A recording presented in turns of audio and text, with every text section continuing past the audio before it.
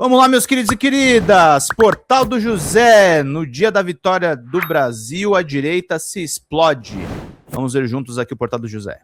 Olá, meu amigo e amiga. Estou de volta para bater um papo aqui com você neste dia de Copa do Mundo, em que o Brasil venceu o Japão depois de um jogo muito dramático, porque antes do jogo, durante e agora, eu fiquei recebendo uma série de mensagens, daí eu falei, puxa vida, vou ter que conversar com meus amigos e minhas amigas, porque as coisas do mundo paralelo continuam incandescentes. Existe também uma Copa do Mundo infernal que está sendo disputada nesse campo da extrema-direita. Coisas aconteceram também que estão tirando o sono de muitas pessoas desse campo em função de pesquisas que saíram hoje, que deram um resultado meio parecido com outras pesquisas, mas quando você coloca uma lupa sobre um extrato específico das pessoas que estão respondendo às questões relacionadas a... Emerson mandou aqui na eleição presidencial. Votei em Garotinho no primeiro turno em 2002. Me condenem, porra. Mas eu tenho um guilty pleasure, assim. O Garotinho fala bem, né? Ele conta bem. Uma versão da história do Rio de Janeiro, né? É interessante isso. 148 é o que falta, gente. Me ajudem, por favor, para eu não ter que ficar estendendo muito a live, gente. Hoje a gente fica até 10h30, mas eu preciso da ajuda de vocês. Vamos lá. Pesquisas eleitorais, essa gente da extrema-direita tem muito do que se preocupar. Bom, vou conversar com vocês aqui, vou falar das atualizações do que aconteceu hoje, mas antes de mais nada, é fundamental convidar você, que está chegando agora no nosso portal e que saiu agora dos noticiários de Copa do Mundo, para que você, em primeiro lugar, se inscreva aqui conosco e venha conhecer o nosso portal. Conheça também os nossos outros vídeos. Se você gostar, compartilhe, dê seu joinha, mande seu comentário. Enfim, interaja com as pessoas que estão sempre aqui no nosso portal, que é muito bacana. Você que é muito bem-vindo e muito bem-vindo. E sempre leia o primeiro comentário quando você for postar o seu comentário, porque ali eu sempre coloco links muito importantes de coisas que eu falo aqui, do nosso clube de membros, do nosso canal de cortes, e de um abaixo-assinado muito importante para você que quer ver o parlamento brasileiro chegar com pessoas diferentes, pessoas combativas, porque nós vamos precisar de muita gente ali para ajudar a enfrentar o que vai acontecer no nosso país a partir desse processo eleitoral. Como eu disse a você aqui é muito bem-vindo e muito bem-vindo. Gente, não tinha como eu fugir de Copa do Mundo, né? Hoje era um dia assim que eu falei, puxa vida, o Brasil está parado, não acontece absolutamente nada, e particularmente a minha casa foi invadida por um turbilhão de jovens, amigos dos meus filhos, né? E ficou muito bacana a minha casa, todo mundo de verde e amarelo, e é muito legal ver a juventude toda feliz, vibrando, foi uma coisa muito legal, tá? Eu que tenho, assim, um olhar mais sereno, e estava vendo essa partida entre o Brasil e o Japão com olhares diferentes, né? Porque a gente tem sempre aquela tendência de quando a gente sabe que nosso time é mais capaz, tem mais tradição, é mais forte, é mais qualificado, de achar que o outro time é um time mais fraco, mais modesto. A gente fica com pena, né? De um certo modo. Pelo menos é assim. A gente, quando está assistindo Copa do Mundo, você vê uma nação muito forte contra uma nação que não tem tradição, a gente sempre tende a torcer por aqueles que querem cruzar essa... Eu quero fazer uma ponderação aqui, né? O nosso querido Marcos. Não sei quem vota pior, o carioca ou o paulista. O carioca, pelo menos, é sincero, porque ele vota mal e o governante prejudica o estado dele. O paulista vota mal e o... Se bem que o Bolsonaro quebrou um pouco essa corrente, mas o candidato do paulista geralmente vira candidato presidencial, né? Aí ele quer ferrar o Brasil. Mas vamos lá, queridos. Vamos contribuir, turma. Quem pode mandar esse membrinho faltante? Essa fronteira, querem vencer pelo menos uma vez, querem agradar e alegrar o seu povo, né? Isso já aconteceu com a gente lá atrás, né? Com o povo brasileiro, em muitas situações. E hoje nós somos referências no futebol, embora estejamos aí a 5 Copas do Mundo sem beliscar uma taça, né? Então não tive como fugir dessas questões. Mas durante o jogo, antes e depois, eu fiquei recebendo uma série de comunicações muito interessantes, aí eu vim aqui para falar sobre elas com vocês aqui no nosso portal, tá? Em primeiro lugar, essa coisa patife, né? Eu até vi um videozinho do Flávio Ladrão, segundo o Ministério Público do Estado do Rio de Janeiro, ele fazendo galhofa, porque o Brasil, nesse jogo, o jogador número 13, né? O Danilo, se não me falha aqui, ele cometeu uma falha e ele usa a camisa número 13. E aí eles colocaram 13 da esquerda, sempre dá errado. Errou na saída de bola. O Flávio Bolsonaro ficou compartilhando isso, né? Ele falou sobre isso. E quem fez o gol da vitória e decidiu o mais importante era o camisa 22 da direita, que fez a diferença. Gente, é muita infantilidade, né? que a gente poderia dizer para esses trouxas? Ó, enquanto o 13 estava lá fazendo uma jogada e o 22 estava fazendo outra, o chefe da Orcrim está preso. O chefe da Orcrim está encalacrado, tomou 27 anos e 3 meses de cadeia. O inelegível está comemorando o gol, soluçando, um soluço atrás do outro. Então, está comemorando o quê? A mulher do inelegível está criando problema com o criminoso, com o operador do esquema financeiro do clã Bolsonaro. Vocês estão comemorando o quê? Uma família toda destroçada. Vocês têm alguma coisa para rir? E o Flávio Bolsonaro postando esse tipo de coisa é uma coisa que chega a ser patética, porque ele vai terminar na cadeia também, porque a capivara dele é muito grande. Ele já foi acusado como sendo um ladrão pelo Ministério Público do Estado do Rio de Janeiro e agora estamos vendo que ele é um tomador de dinheiro de gangster. Então, é sempre coisas para desviar a atenção, né? E aí tem essa história aqui, muito interessante, que saiu nessa segunda-feira. Flávio despenca entre eleitores 60 a mais e Lula abre 29 pontos de vantagem, aponta a pesquisa BTG Nexus. Lula tem 62% das intenções de votos entre eleitores com mais de 60 anos, ante 33% de Flávio. A gente sabe o que significa? São quase 25% da população brasileira que está nessa faixa etária. Pessoas são mais maduras, mais experientes, e quando essas pessoas enxergam que um candidato é estelionatário, um candidato não uma pessoa, é estelionatária, é mentirosa, é dissimulada, é criminosa, é uma pessoa ladra, ou um ladrão, né, no caso dele, essas pessoas não voltam atrás, não. E mais do que isso, essas pessoas têm um poder de convencimento, quando elas conversam com outras pessoas, que é muito mais sólido que o poder de convencimento de um jovem, que às vezes está falando sem muito conhecimento, sem muita experiência.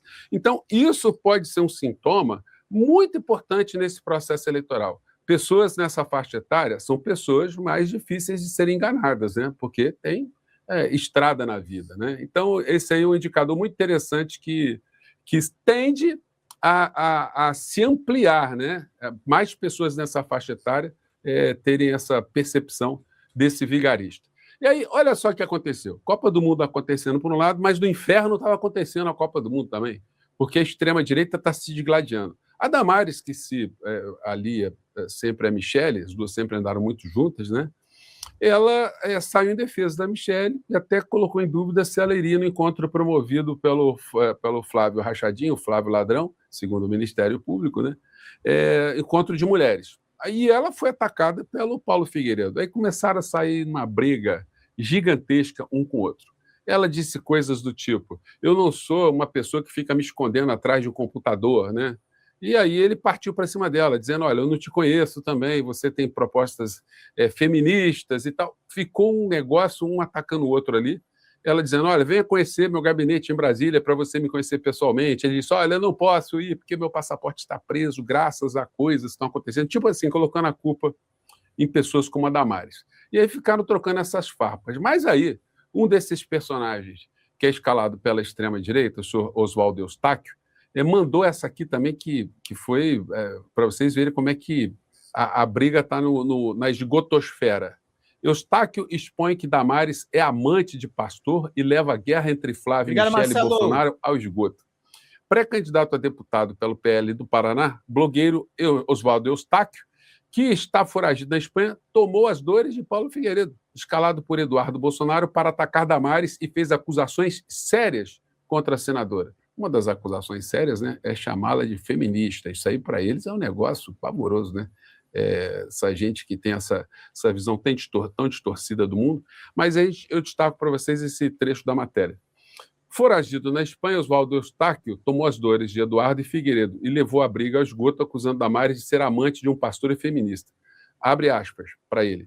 Damares, isso é mentira. Na verdade, você é amante de um pastor casado do Recanto das Emas, em Brasília, e uma das maiores feministas do Brasil, escreveu.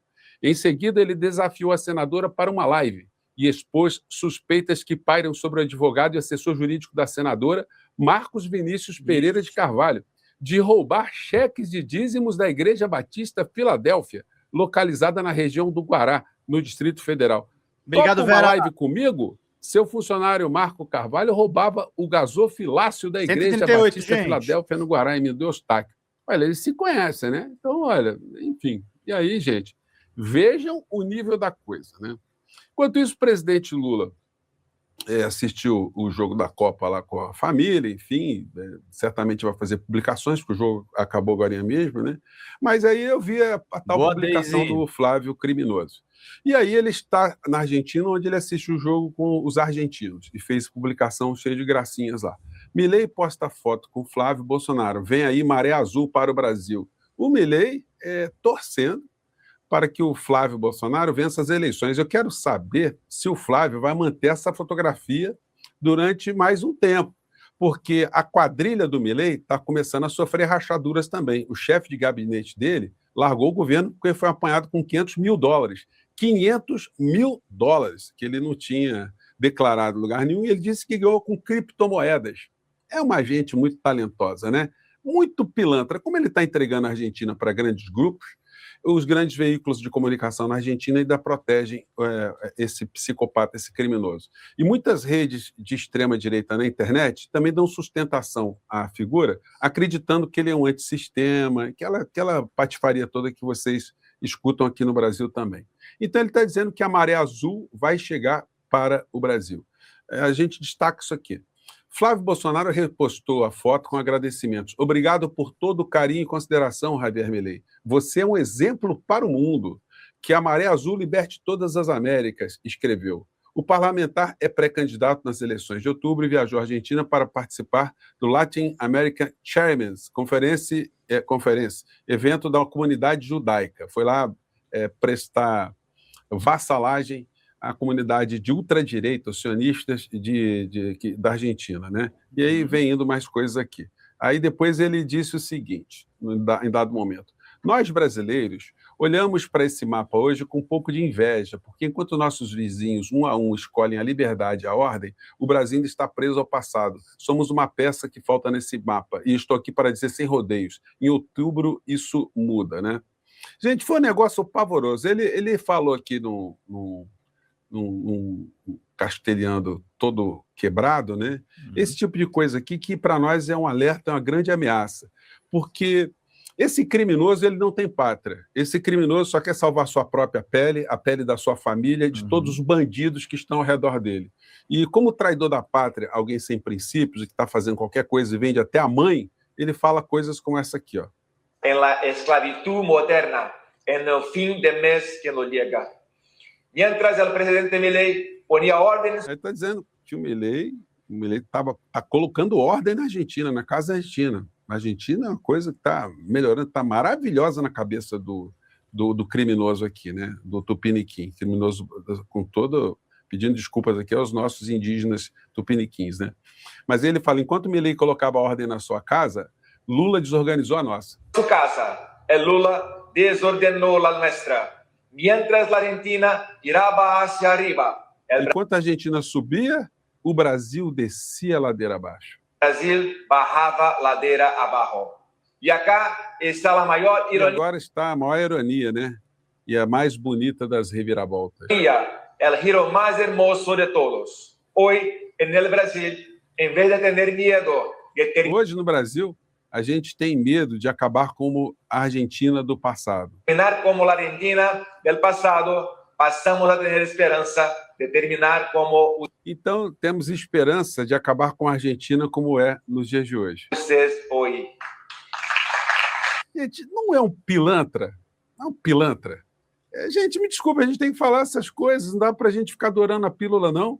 É pilantra, bandido, entreguista, salafrário. Porque, gente, e se eu tivesse de frente para ele, eu diria isso, gente, na maior, porque, enfim, não é, por incrível que pareça, não é nada pessoal. É alguém, é como se você estivesse diante de um criminoso no júri, diante de um criminoso na delegacia de polícia, um criminoso diante do promotor de justiça, um criminoso que foi preso, que está ali e que te fez mal, ou que fez mal ao país, que fez mal à comunidade, fez mal à sua família. A gente tem que falar essas coisas, né? Enfim, então, esse dia de Copa do Mundo, que teve essas coisas lúdicas para o nosso lado, né? Para quem gosta de futebol, quem acompanhou o jogo, quem ficou com a família reunida, mas teve essa Copa desse mundo dos vigaristas, né? Que a gente não pode deixar de comentar. E aí eu não posso deixar de comentar também, gente, o imenso carinho que eu estou recebendo de vocês.